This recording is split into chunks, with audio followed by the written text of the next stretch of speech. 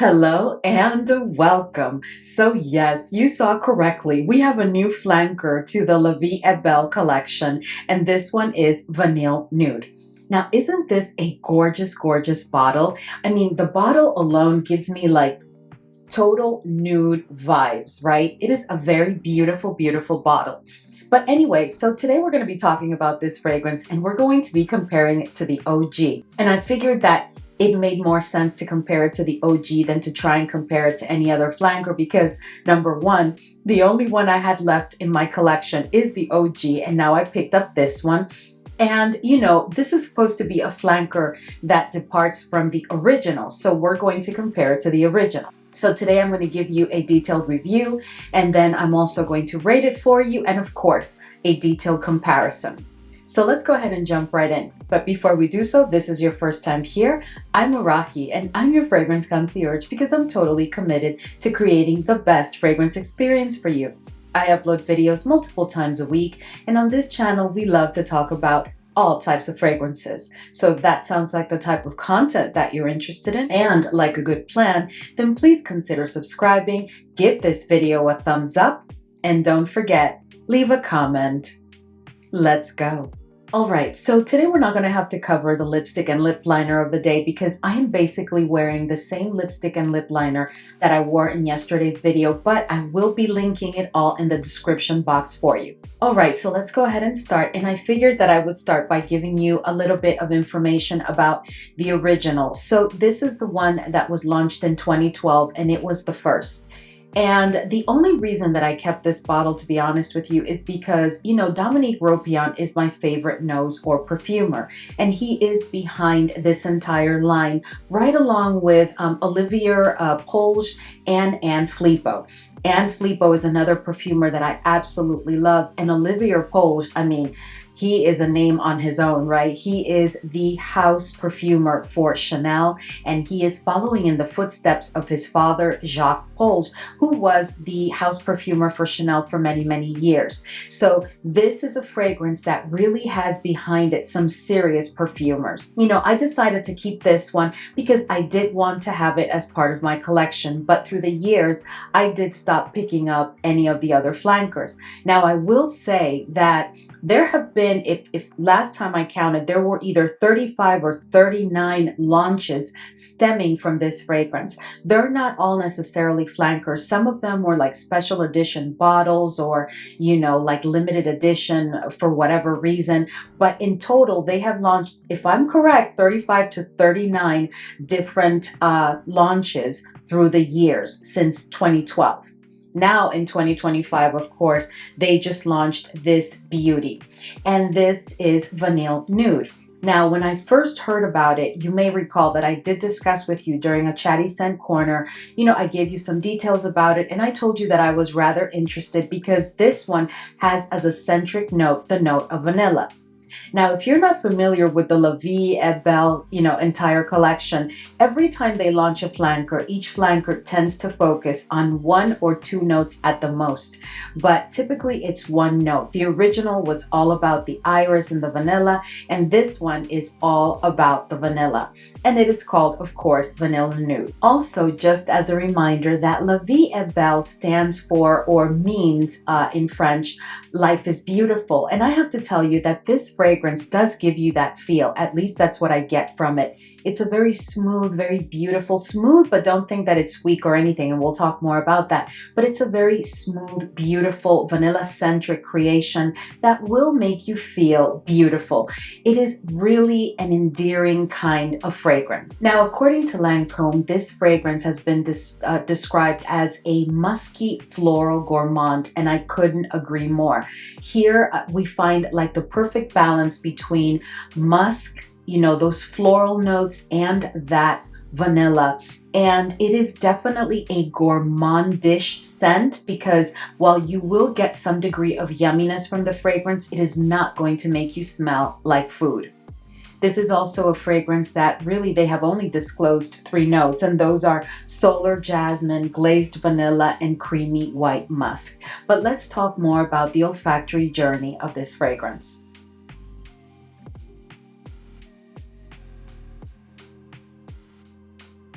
So Vanille Nude is a fragrance that, to my nose and on paper, opens up with what I would call like a creamy vanilla. As soon as the fragrance opens, you will know that the star of the fragrance is truly the vanilla. It is also sweet, not very sweet, but it is definitely sweet.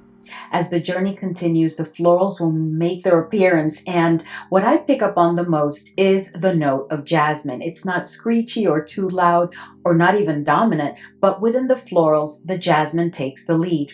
But curiously enough, that jasmine to my nose comes across as a bit candied. There is like a candied quality to that jasmine that I'm not sure I've ever picked up in another fragrance, but here it is quite beautiful and it goes very, very well with that creamy vanilla. At the dry down, you are going to get a scent that is absolutely beautiful and has a degree of yumminess to it. Again, you're not going to smell like food, but it does have a degree of yumminess to it, and it is a musk-based scent, and we'll talk about the musk in more detail in a minute. It is a musky, very vanilla-centric scent on a backdrop of some soft, white florals. So where the jasmine was the star during the olfactory journey, at the dry down, what I get is really a perfect blend of white, smooth florals. There is an inherent smoothness and ease to the feel of this fragrance that I really, really do enjoy. And while the vanilla is definitely the star and quite dominant in the fragrance, that creaminess is the one that makes the vanilla rather smooth and also like deters it from being too sweet. That's at least what I pick up from it. One thing that I did want to share with you is that, I did pick up on a couple of notes that have not been disclosed, and I'm not even going to really share them with you. But one thing that I do want you to know is that there is a definite lactonic accord to this fragrance. And it is not that this fragrance is necessarily what I would call a lactonic fragrance, but there is a lactonic quality to it for sure. It's a tad lactonic. The vanilla is so creamy that it brings on that lactonic quality to my nose and on paper. This is a fragrance that is quite versatile. I really love that about it because it is non-offensive.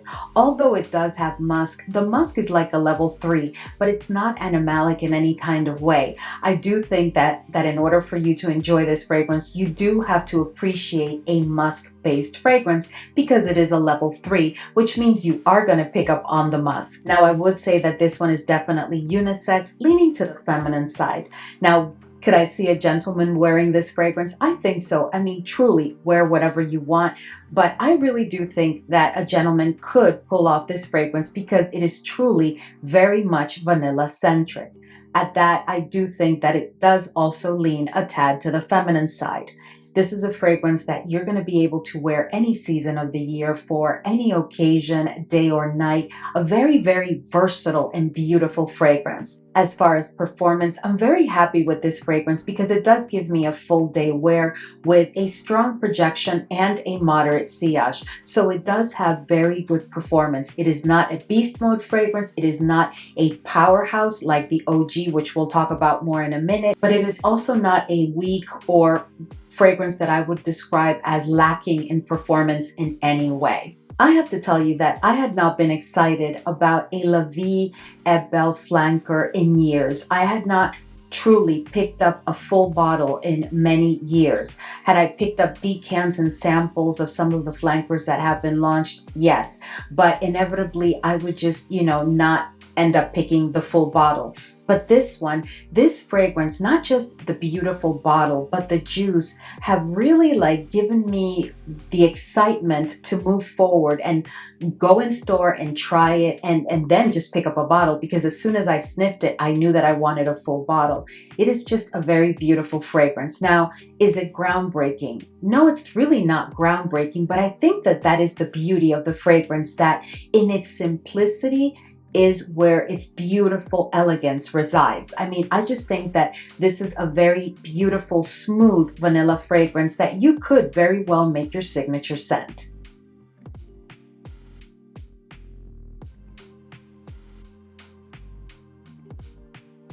All right, so let's go ahead now and compare these two fragrances. So let's just start by saying that they each really were designed to focus on different notes and accords, right? So in the OG, the focus was definitely the iris and the vanilla.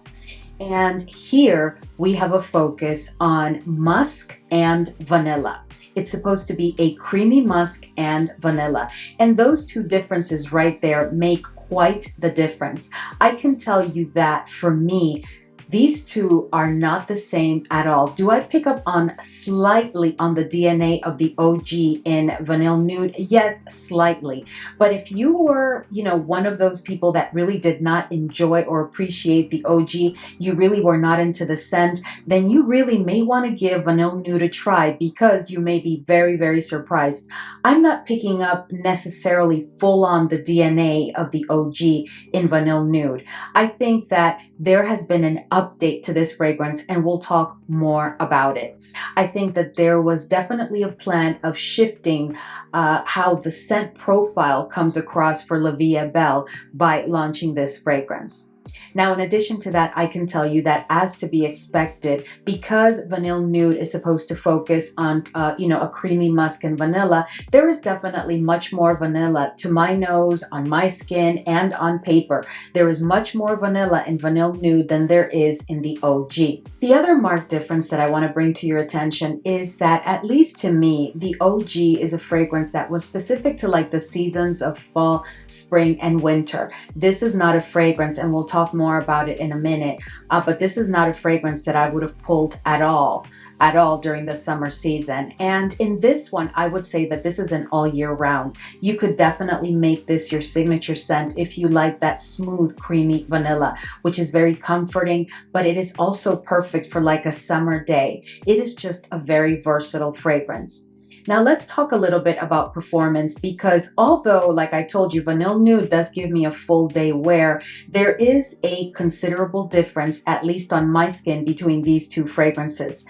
The OG is a powerhouse. It is a beast mode fragrance, while Vanille Nude will give you a full day wear, but it is definitely not a beast mode fragrance. All in all, and I think you know by now that I really, really do enjoy this fragrance. Let me just tell you what I really think. I think that this fragrance was designed to like bring a modern twist to the La Vie Est Belle collection in general, right? So there is quite the marked difference between the OG and this fragrance, not just in the notes and accords and in the performance itself, but it's almost like in the way that the blend has been done, in the approach, right? Because this fragrance for me smells very modern. I'm not saying that the OG is dated, but I will tell you that to me there's a definitely considerable twist to the DNA of La Vie Est Belle by launching this fragrance. I think that this will be a very, very welcome addition for many that didn't even like the original or any of the flankers. I think that there is a smoothness and a versatility to this fragrance that you didn't necessarily find in the OG and in many of the flankers that were launched subsequently. Now, to me, this is a fragrance that is it groundbreaking? Again, like I said before, no, it isn't. Would it be redundant if you have many vanillas in your collection? I dare say so. If you are a vanilla fragrances collector, or if most of your collection is comprised of vanilla-centric fragrances, then you definitely want to get yourself a decant or a sample and try this fragrance before committing to a full bottle, because I would hate for you to pick up this fragrance and consider it redundant amongst all of your vanilla fragrances. I will tell you though that of all of the flankers where, they did have the note of vanilla, I will say that this is obviously the one that has the most intense or the most amount of vanilla to date of the ones that at least I have tried. And I think that this is definitely a very welcome addition to this entire line. I really do recommend this fragrance, but again, just to make sure that you're not being redundant with other vanillas, because this is a very, very safe blind buy. This is very, very mass appealing. My only concern is, again, that if you have multiple vanillas in your collection, you may want to try this one and make sure that you don't feel that it will be redundant in your collection. But all in all, I give this one an 8.5 out of 10. Alright guys, so we've reached the end of today's video and I just wanted to come on here and share with you this beautiful new flanker from Lancome with Vie Est Belle, right? And I hope that I was able to answer all of your questions. If you have any additional questions, you know where to find me. And as always, thank you so much for hanging with me today, and I will see you all in the next video.